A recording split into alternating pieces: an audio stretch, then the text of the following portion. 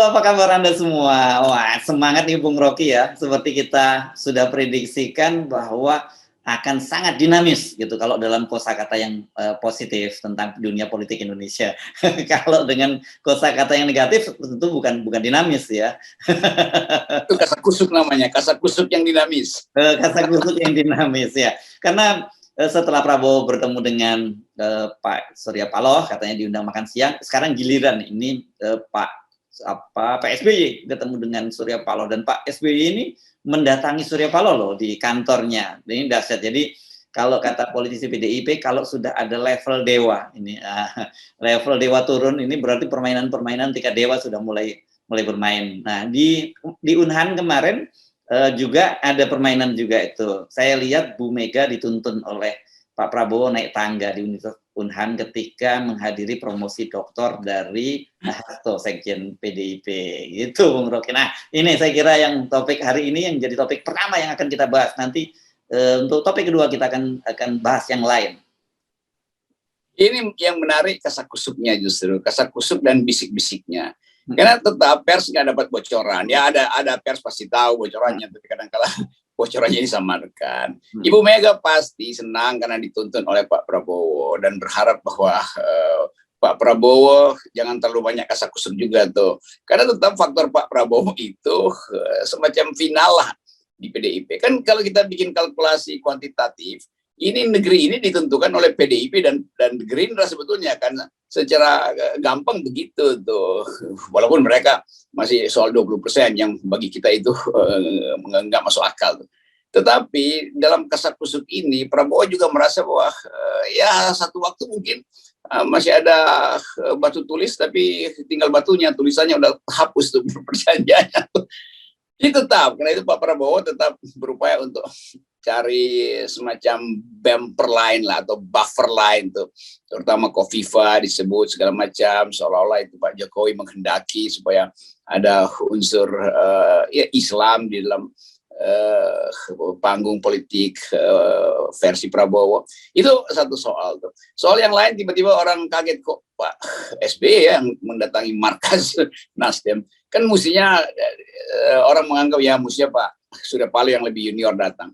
Tetapi ini juga faktor kecerdikan SBY sebagai orang yang ngerti teknik-teknik dan strategi politik. Ya dianggap ya bebas-bebas saja datang ke situ untuk sekedar mengucapkan pada Pak Surya Paloh bahwa Anda sedang membangun satu fasilitas baru untuk menghasilkan calon presiden, yaitu konvensi yang tentu kita tahu semua Pak Surya Paloh nanti tanggal 15-16 akan mengucapkan memilih 3 orang yang jadi calon Nasdem, dan itu yang akan ditransaksikan dengan koalisi yang lain.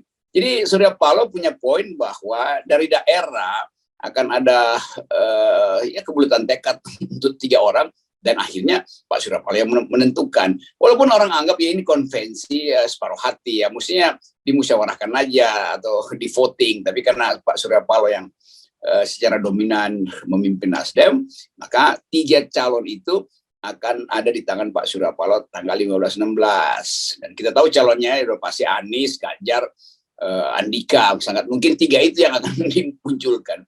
Jadi itu saya kira latar kenapa Pak SBY kemudian datang. Kalau datang mungkin diundang pasti kan, tapi orang kok SBY mendatangi. Nah, itu juga satu sinyal bahwa ada keseriusan di dalam pikiran Partai Demokrat untuk secara cepat dan tepat memutuskan kemana arah Partai Demokrat.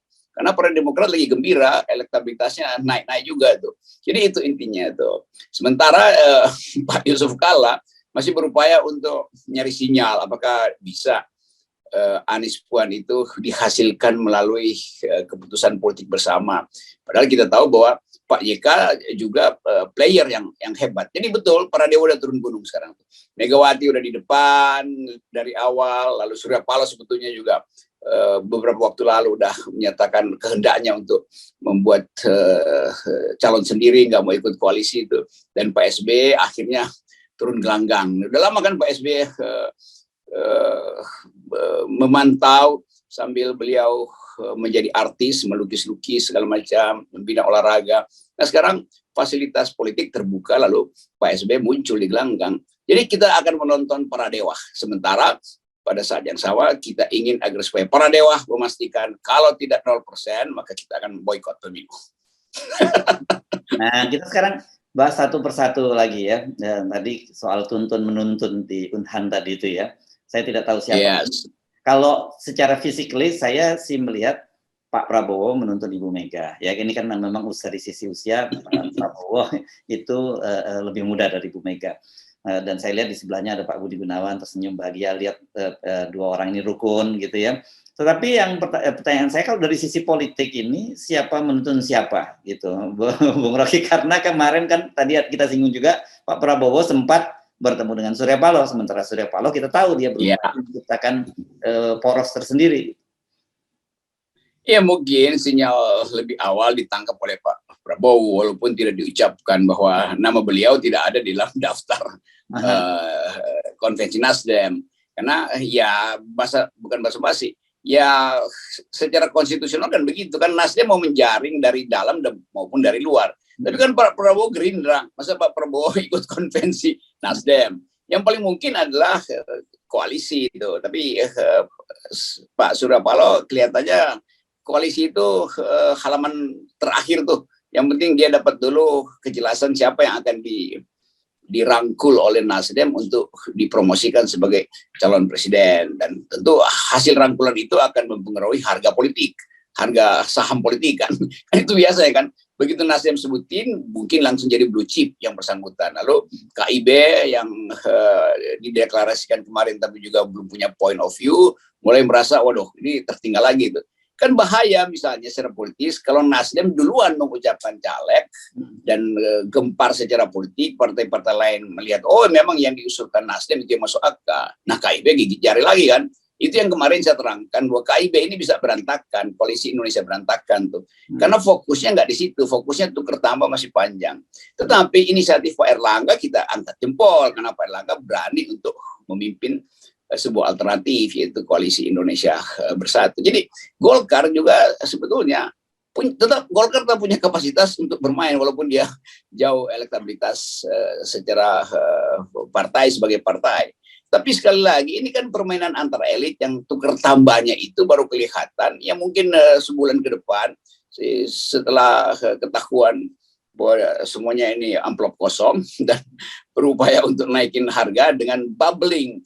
Kan ini semuanya upaya untuk bubble aja kan. Jadi saham itu digoreng-goreng, saham politiknya sehingga moncer. Kalau udah moncer maka nunggu investor. Kan itu masalahnya. Nah kita nggak ingin politik itu dikendalikan oleh investor di ujungnya. Kita ingin politik dikendalikan oleh kedaulatan rakyat.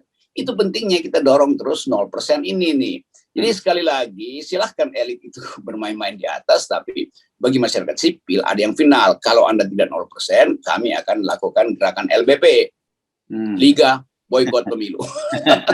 Oke, jadi ini pertemuan-pertemuan ini sebenarnya satu untuk kalau saya mungkin saya ada koreksi kalau saya salah menyimpulkan apa yang Anda sampaikan. Satu itu tentu saja menaikkan elektabilitas partai dan juga para jagoan yang mereka usung gitu ya. Kedua ini kira-kira mengintip harganya berapa sih, gitu ya. Lu pasang harga berapa sih sebenarnya gitu, terus gua mampu beli apa enggak sih gitu ya. Itu yang paling penting. Yang ketiga tadi itu saya kira akumulasi dari itu lagi-lagi itu bahwa kalau dalam istilah saham ada tadi digoreng-goreng dan hasilnya mereka akan dapat akumulasi baik dari sisi elektabilitas maupun akumulasi dari sisi kapital tadi. Nah begitu. Kalau kita jadi analis saham kira-kira begitu. Dan memang hanya itu inti politik Indonesia. Jadi selama threshold itu 20%, begini yang terjadi, kalkulasi transaksi antar underwriter bikin kesepakatan di bawah meja itu kan begini-begini yang kita jengkel begini-begini. Karena itu kemarin saya bilang ini akan jadi koalisi Indonesia berantakan. Karena semuanya saling menyimpan motif, tapi buat kita ngerti soal ini. Jadi tetap satu hal yang mesti kita lihat secara lebih fundamental, yaitu Pak Jokowi ingin dia diselamatkan oleh siapapun ketika dia tidak lagi menduduki porsi. Karena itu faksi dia akan ada di mana-mana. Jadi Jokowi tetap ada di koalisi KIB, di fraksi Ibu Mega, mungkin dengan melihat sedikit peluang Prabowo untuk ditarik dalam lingkaran Ganjar. Jadi macam-macam. Lain kalau Presiden Jokowi mengatakan bahwa ya udah silahkan bertanding fair dan saya tidak akan ikut serta. Yang ternyata terjadi adalah Presiden Jokowi tetap ikut serta di dalam soal-soal semacam ini.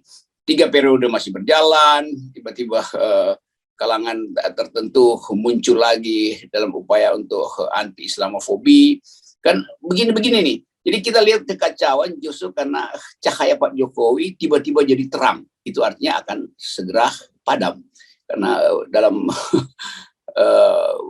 teori lilin itu selalu begitu. Sumbu terakhir yang akan membakar seluruh lilin lalu tiba-tiba mati.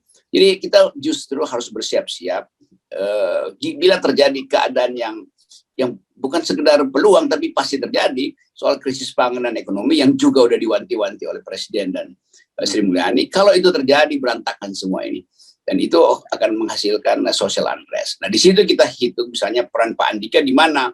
Jadi Pak Andika mestinya bersiap-siap juga untuk menghadapi situasi paling buruk tuh, bersama Pak Sigit tentu. Jadi mudah-mudahan tidak ada lagi orang yang menyeret-nyeret Pak Andika masuk di dalam perpolitikan. Karena itu justru akan mempersulit nanti koordinasi kalau terjadi social unrest. Yang disebabkan oleh kekacauan ekonomi politik yang berawal dari ketidakmampuan Pak Jokowi untuk menerangkan pada publik bagaimana daya beli, bagaimana inflasi, bagaimana stagflasi, bagaimana problem kesulitan pangan dan energi karena perang di Eropa, Vietnam, Ukraina. Jadi banyak hal yang tersembunyi hanya karena hiruk pikuk soal koalisi ini dan capres-mencapres ini. Itu yang menyebabkan kita harus membangun satu blok baru untuk mencegah jangan sampai kekacauan dan arogansi di kalangan elit ini merembes ke rakyat. Ya, oke. Nah, ini saya akan dalami soal teori lilin yang Anda sebut tadi itu ya. Atau saya menyebutnya psikologi lilin. Ya, teori. Itu enak tuh. Ya, kan Anda menyebutnya ini mungkin nyala api yang sangat terang sebelum dia padam. Tetapi bagaimana kita menjelaskan ada fenomena terbentuknya KIP dan itu jelas itu bagian dari partai-partai yang disandra oleh Pak Jokowi lah gitu ya, kawin paksa, nyebutnya kawin paksa Pak Jokowi, kan jelas mereka menyebutkan bahwa ini untuk melanjutkan hubungan Pak Jokowi. Kemudian juga Surya Paloh yang menemui Pak Jokowi juga yang menawarkan Ganjar dengan berpasangan dengan Anies dan juga menyebut soal melanjutkan pembangunan Pak Jokowi.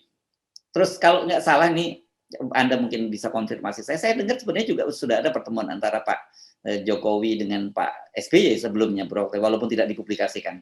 Benar nggak itu ada pertemuan semacam itu dan bagaimana kita membacanya ini? Saya bukan peramal, tapi kita ngerti apa namanya bluffing semacam ini. Kan ada juga dugaan bahwa sebetulnya ada courtesy call, karena bagaimanapun Pak SBY itu presiden yang sukses membawa Indonesia dalam 10 tahun lalu diserahkan kepada Pak Jokowi. Jadi beliau pasti punya akses melalui orang ketiga untuk menegur atau menasihati Presiden RI yang sekarang. Demikian juga Pak Jokowi tetap melihat bahwa dia butuh semacam perlindungan senioritas kalau sesuatu itu berlangsung. Jadi kalau disebut ada komunikasi istana dengan Cikias, pasti ada tuh. Tetapi kemudian komunikasi itu kan bisa berubah hanya karena faktor misalnya kok Pak JK ambil inisiatif Anies dan Puan ya. Kan Pak JK dulu wakilnya Pak Jokowi, tapi sebelumnya juga wakilnya Pak SBY. Lalu orang bikin semacam analisis bahwa pada akhirnya politik hanya akan ditentukan oleh 3 orang tuh, misalnya JK, Jokowi dan SBY itu. Dan lalu orang merasa bahwa kenapa begitu? Ya karena 3-tiganya saling tahu keadaan, bahkan saling tahu rahasia kan. Jadi itu yang menimbulkan ketidaklengkapan informasi. Tentu kita tahu hal-hal yang di belakang itu, tapi kita hanya bisa membaca sinyalnya kan. Jadi bagian ini yang akan jadi membuat lilin itu tadi, psikologi lilin itu, seolah-olah Pak Jokowi merasa aman karena Pak JK kan dulu pernah jadi wakil saya. Lalu Pak JK justru merasa aman karena saya juga pernah jadi wakil Pak SBY. Nah, sinyal palsu ini bisa menyebabkan investor-investor politik melihat wah ini sebetulnya permainan yang belum ada arahnya tuh. Lalu investor tahan investasinya tuh. Maka yang terjadi apa ya? Anies misalnya akan bingung, ini mau kemana saya nih, mau ke PDIP atau mau ke Nasdem, atau mungkin lagi dipasangkan dengan Ganjar atau dengan AHY. Kan faktornya sekarang Anies nggak tahu dia mau diapain kan. Lain kalau Anies punya partai, dia yang akan tentukan. Jadi Anies itu jadi ya buat sementara kita sebut jadi bulan-bulanan dari tokoh-tokoh ini yang berupaya untuk memanjang-manjangkan Subu Lilin. Jadi kelihatannya begitu, mumpung Anies lagi jadi kaus selebrat, artinya sesuatu yang diselebrasikan.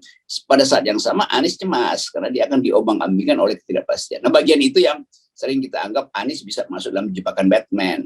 Ya. Bahkan kita bisa pindahkan psikologi Lilin itu ke Anies. Anies bisa tiba-tiba merasa menyala, lalu tiba-tiba berhenti. Yang menyala beneran adalah Lanyala justru. Oke, soal Anies ini nanti kita akan bahas dalam topik berikutnya karena memang seru, kemarin ada kaitannya demo dukung Anies ya oleh Front Pembela. Kita akan bahas. Tetapi yang kita bisa simpulkan sementara ini terlalu dini sebenarnya kita bisa menyimpulkan apa yang terjadi, karena saya kira saya sih meyakini itu bukan sekedar olok-olok dari Anda yang sampaikan koalisi Indonesia Berantakan itu, karena ya sebagai kawin paksa tadi, saya kira nanti situasi pada tertentu dengan mudah sebenarnya, karena mereka ini tidak dibangun oleh sebuah apa ya katakanlah semacam ideologi atau vision dan misi yang sama gitu kan mereka ini kan, jadi benar-benar bangunannya rapuh kan mereka ini.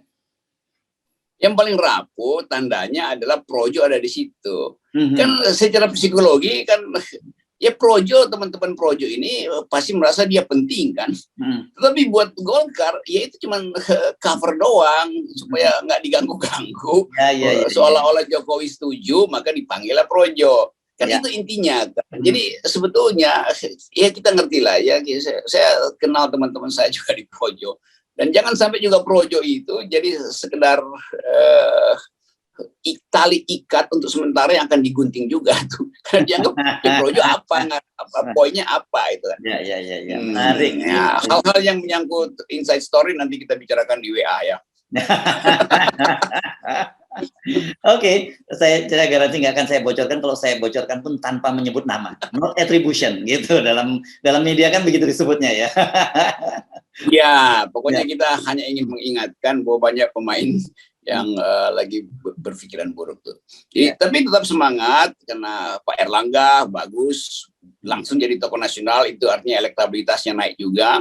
Dan Projo hati-hati, walaupun senang-senang sedikit. Dan nasihat kita yang paling serius buat Anies, karena Anies bisa masuk di dalam kegalauan sebetulnya.